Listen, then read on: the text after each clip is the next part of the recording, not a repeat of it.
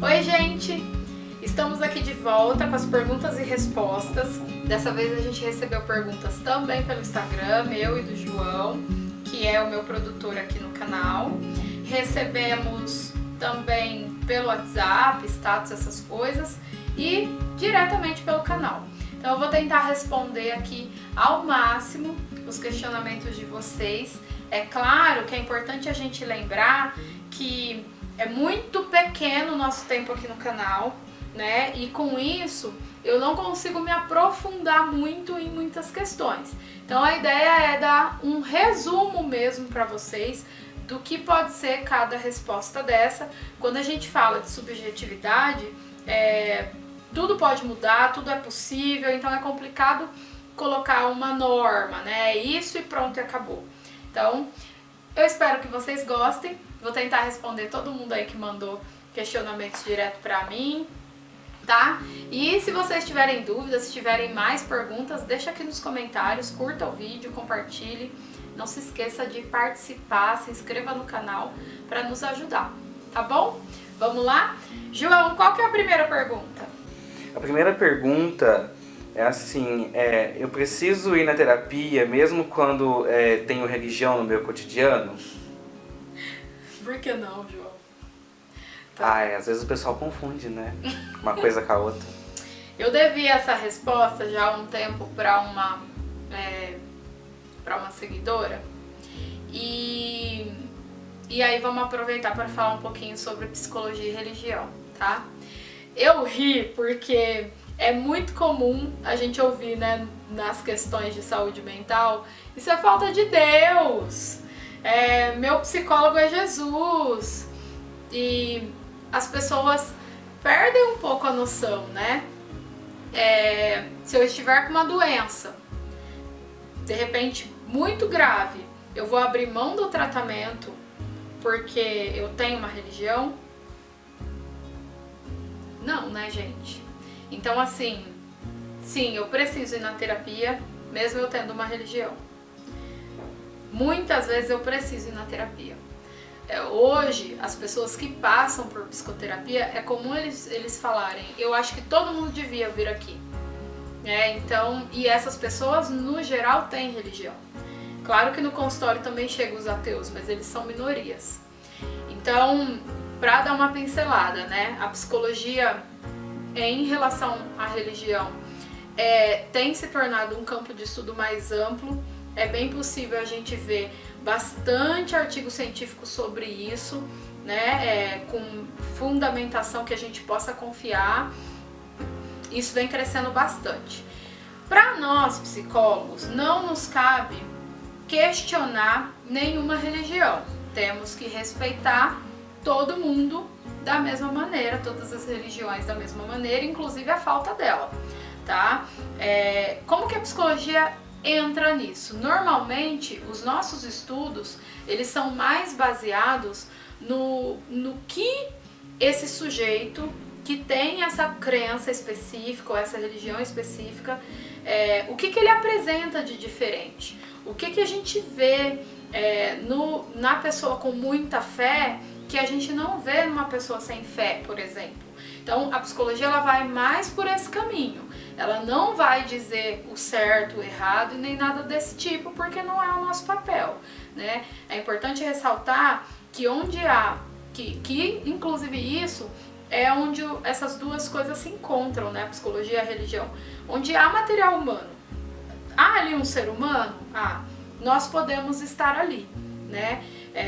Culturalmente, o brasileiro tem muitas crenças, muitos misticismos, e nós vamos olhar o que essas crenças e essa fé e essa religião, onde ela atua, como esse sujeito se comporta, será que ele se comportaria assim se ele não acreditasse nisso? Nós vamos mais por esse caminho. Lá no consultório, falando agora mais da questão prática, eu consigo ver um ponto positivo e um ponto negativo para as pessoas com fé, tá? Com alguma religião específica também, porque às vezes a pessoa tem muita fé, ela fala isso pra mim, Kelly, eu tenho muita fé, mas eu não tenho uma religião. Em todo caso, eu consigo ver o lado positivo e o negativo. Já vi pacientes que disseram assim, no final de alguma questão específica que a gente estava tratando, me dizer que ele sabia que a psicoterapia tinha ajudado, ele sabia que tudo que ele havia buscado, porque quando a gente está sofrendo a gente busca todo tipo de recurso, havia ajudado, e que ele achava que também por ele ter muita fé em Deus, por exemplo, né? Então a gente percebe que são pessoas mais resilientes, as mais confiantes, né, nesse Deus que eles acreditam e que eles acham que vai fazer toda a diferença na vida deles. E a gente vê que esse posicionamento ajuda mesmo. Eu acredito que se tivesse um médico aqui, galera de hospital, de emergência, deve ser muito comum ver coisas que enquanto ciência a gente não explica, né? E que a gente fala, nossa, que incrível. E normalmente são pessoas com muita fé. Vejo isso, mas eu também já recebi e tenho no consultório pessoas que sofrem muito, muito, passam meses e meses chorando muito por conta das crenças, né? Então a religião muitas vezes ela traz muitos dogmas, muitas limitações que vão contra o fator biológico, né? Muitas vezes aquilo que a pessoa está chamando de pecado é uma coisa que biologicamente todos nós vamos fazer, vamos querer, vamos desejar, e aí eles entram num conflito muito grande, porque assim, o meu corpo quer, eu quero, eu desejo, é a minha vontade, mas eu vou pro inferno, Deus vai me odiar, e aí adoece. Então eu consigo na prática ver esses dois lados. Então eu acho que vocês são livres para ter a religião de vocês, mas diante de uma enfermidade, mesmo que ela seja de causa emocional, mental, é necessário procurar ajuda de um profissional, né? Então, o psicólogo, o psiquiatra, você não precisa deixar de ir na igreja, mas você não, é uma irresponsabilidade você achar que seu terapeuta é Deus, né? É uma irresponsabilidade, uma vez que a gente pode até dizer que Deus criou tudo isso que tem aqui, e Ele criou também as ciências, as profissões para nos ajudar. Então a gente precisa saber a hora de falar, não, olha, eu vou exercer a minha fé, eu vou acreditar, mas eu também vou buscar um tratamento. Isso não é duvidar de Deus, isso é utilizar de todas as ferramentas que quem tem fé e acredita que foi Ele que deixou tudo isso aqui para nós, tem que usar mesmo, tá bom? Eu espero ter respondido. É um tema bem polêmico, muito amplo, e que a psicologia vem estudando bastante, mas mais nesse quesito que eu falei lá no início, né? Como que são esses comportamentos, o que muda, e acho que na prática também os exemplos deixam claro do que muda, quando agrega e quando desagrega, certo? Qual que é a próxima, João? A próxima pergunta é assim: qual a diferença entre o psicólogo, o psiquiatra e o psicanalista? Acredito que seja a dúvida de muita gente essa, e vou aproveitar para, claro, contando com o bom senso de vocês na hora da interpretação, para colocar uma coisa que preocupa muito, né, os psicólogos, que é em relação aos psicanalistas, não os psicanalistas que fizeram psicologia, enfim, vocês vão entender. O psiquiatra, ele é um cara que fez medicina, tá? E ali, em dado momento da graduação deles, eles precisam entender qual a especificidade que eles vão usar. Então, tá, eu tô lá, 6 anos de graduação, decidi que eu vou ser psiquiatra, tá bom. Dali em diante, o curso começa a enveredar, até onde eu sei, tá, gente, porque eu não fiz medicina, para esses assuntos que são da saúde mental. Então ele é um médico, ele tem CRM, ele que vai te medicar, tá? E o psicólogo, ele é um cara que fez psicologia, estudou lá os 5 anos dele de psicologia para tratar a saúde mental. O psicólogo e o psiquiatra, normalmente eles vão fazer um trabalho em conjunto, mas cada um tem o seu papel. Quando a gente fala de psicologia, nós temos 3 grandes abordagens, né? A psicologia psicanalista, os psicanalistas, os humanistas, que é onde eu me caibo, e os comportamentais. Dessas 3 grandes, dentro delas, a gente tem um monte de coisa, né? Então, por exemplo, eu sou humanista da ACP, da abordagem centrada na pessoa, rogeriana. Dentro do humanismo tem Gestalt, tem fenomenológico, tem muita coisa. Lá na psicanálise é a mesma coisa, lá nos comportamentais é a mesma coisa. Então, o cara pode fazer psicologia e ser psicanalista? Sim, ele pode. E é isso que eu queria colocar aqui. É pra ser assim, né? Porque o que acontece? Já há muito tempo, qualquer formação, desde que seja uma formação superior, pode fazer depois uma especialização em psicanálise.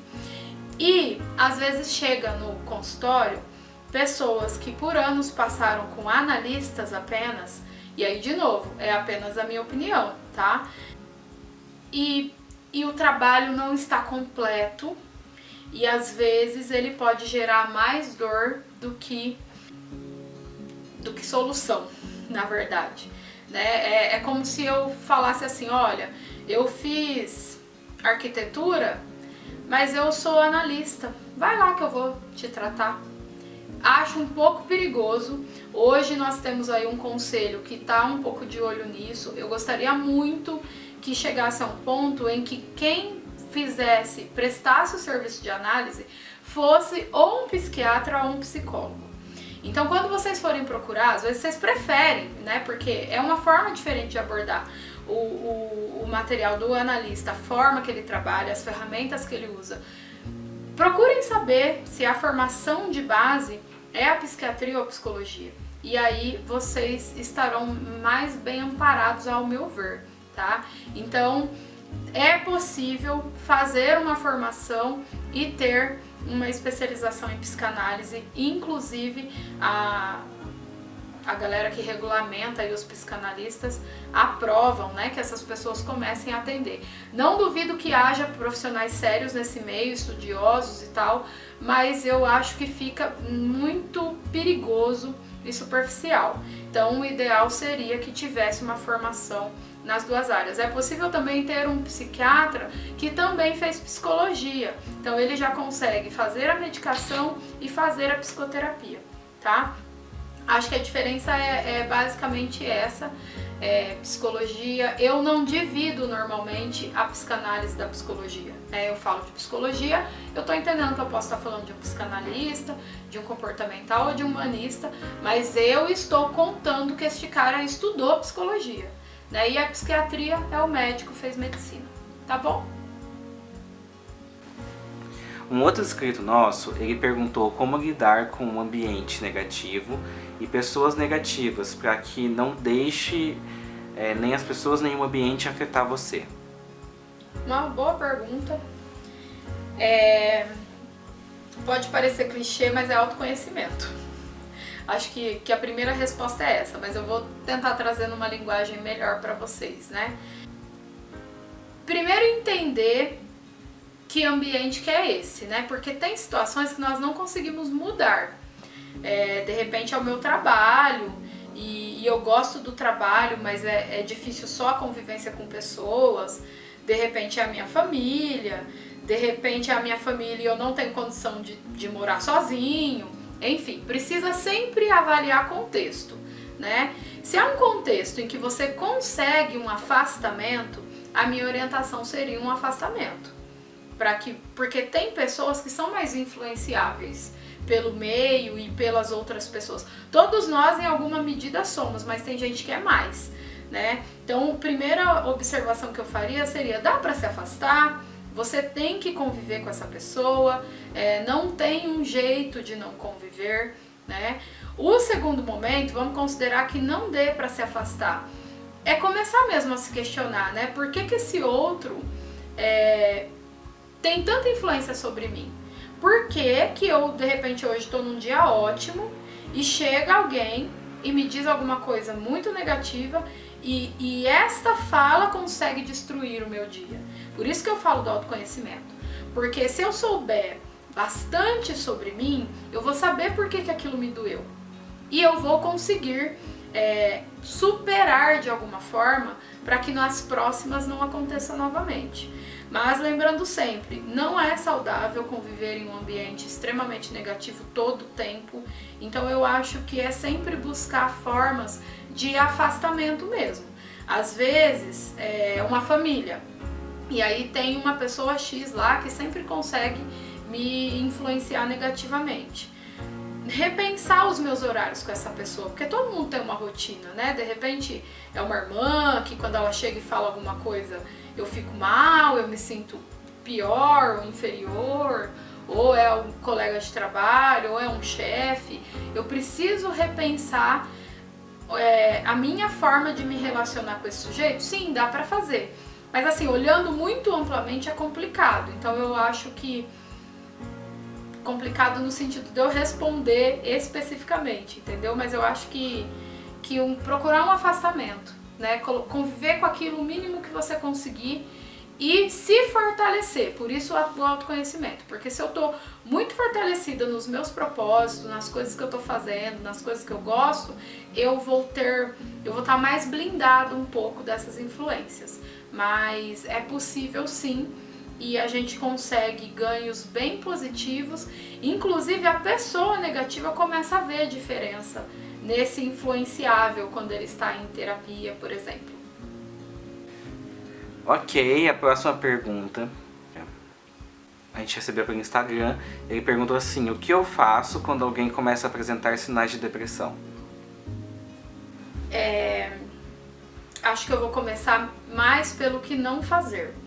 Então, coisas clássicas que às vezes nós fazemos e a gente acha que está ajudando, e na verdade a pessoa, quando chega diante do profissional, ela fala o quanto essas falas a fizeram se sentir pior, né?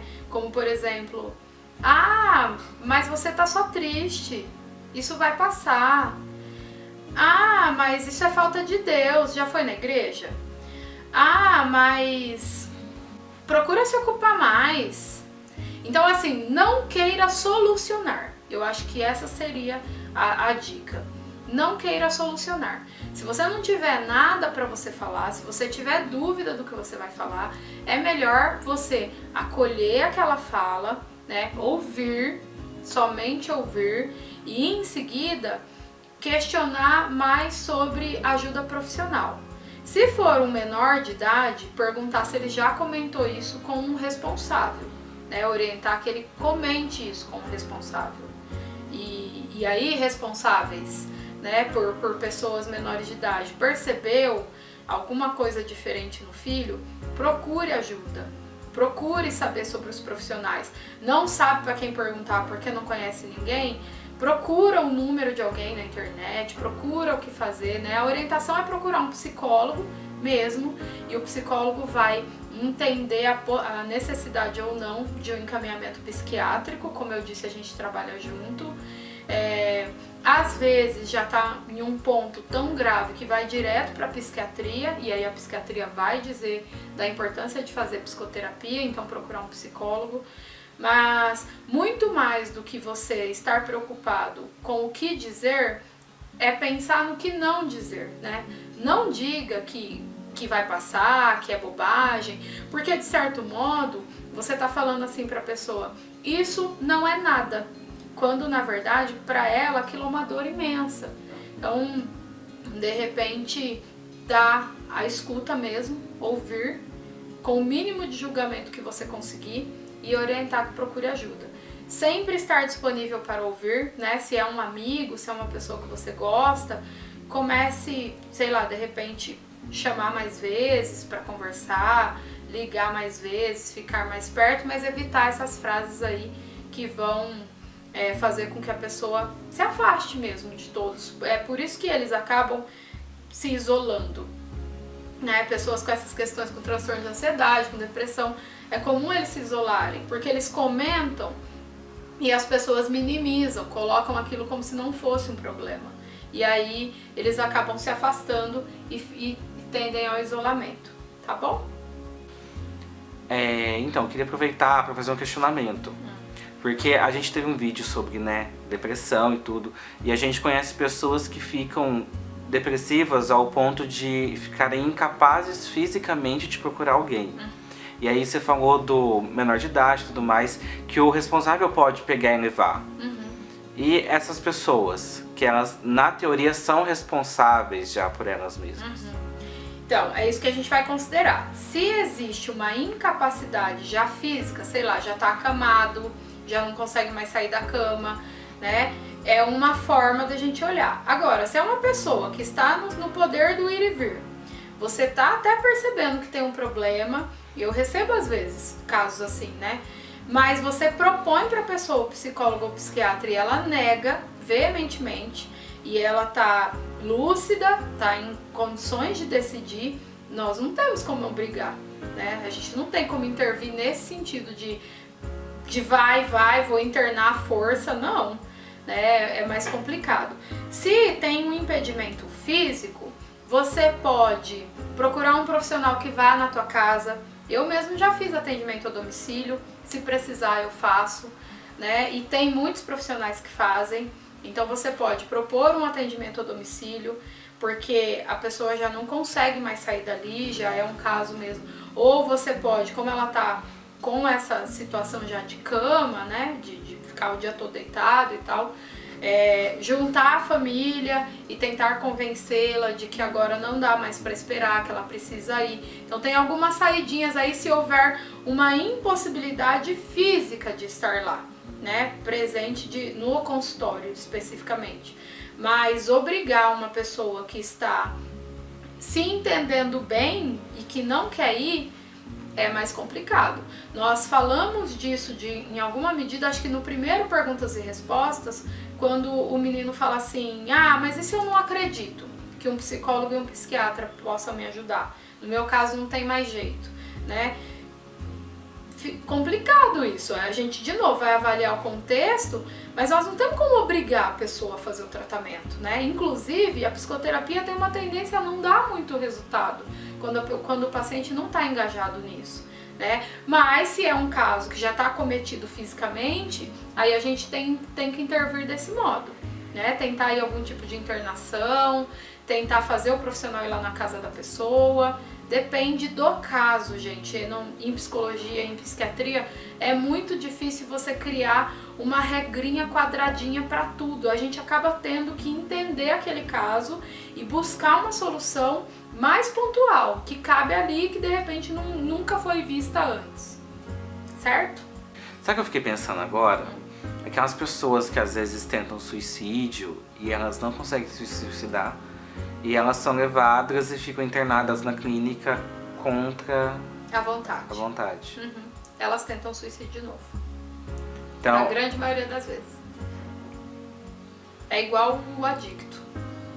É uma coisa muito difícil de trabalhar, né? Porque, assim, a pessoa, ela tá em depressão, e ela tá em depressão a ponto de querer desistir da vida dela. Mas ela não quer procurar ajuda porque ela não acredita que... Então, porque se ela quer morrer, ela não quer ajuda. Então, gente, e como é que uma mãe, um pai ou um irmão fica nessa situação? Porque eles não querem que a pessoa morra, é óbvio, né? Pois é. Eles não querem que a pessoa... Mas eles têm que respeitar a vontade dela de querer morrer? Como é que funciona? De certo modo, sim. Eu acho que no vídeo de ansiedade, inclusive quem não viu, assista ele, tem um momento que eu e a Mia, a gente fala disso, né? Que o quanto que as pessoas ao redor destas pessoas que sofrem, no caso do vídeo, sobre ansiedade, mas aqui na pergunta a gente tá falando de alguém que tentou suicídio, né? Que pode ser o mesmo contexto ou um outro. E aí a gente diz, né? A necessidade da família também estar passando por algum profissional que vai ajudá-la a suportar isso. Porque é por aí mesmo, né? A pessoa que está tentando suicídio, nós podemos tentar ajudar trazendo novas perspectivas de vida para esta pessoa. Mas nós não podemos garantir que ela vai aderir ao tratamento. Ela pode sim continuar tentando suicídio. Assim como os dependentes químicos, quando é forçado uma internação psiquiátrica, né, ou quando a internação acontece que a pessoa tentou se matar, ou alguma coisa do tipo, quando ela acorda e ela percebe que salvaram ela não fica feliz. E aí a grande questão é como que a família vai dar conta de aguentar que aquele sujeito não quer viver. É claro que o nosso papel é tentar preservar a vida sempre. O papel da família é socorrer todas as vezes que pegar, mas a gente não tem como garantir que isso não vai acontecer. A gente vai trabalhar para que não aconteça. E sim, temos que trabalhar o respeito e a nossa frustração de entender o desejo do outro. Ele vai tentar de novo, às vezes vai sim. E a gente tem que conviver com isso. E eu sei que é difícil. João tá todo vermelho, gente. Gente, é muito... Ai, é uma coisa muito difícil. É difícil pra nós também, que estamos atendendo. E aí imagina o tamanho do manejo conosco pra não entrar naquela onda. Pra não adoecer junto. É, né? Porque você acaba adoecendo. Não tem uma capinha de super-herói.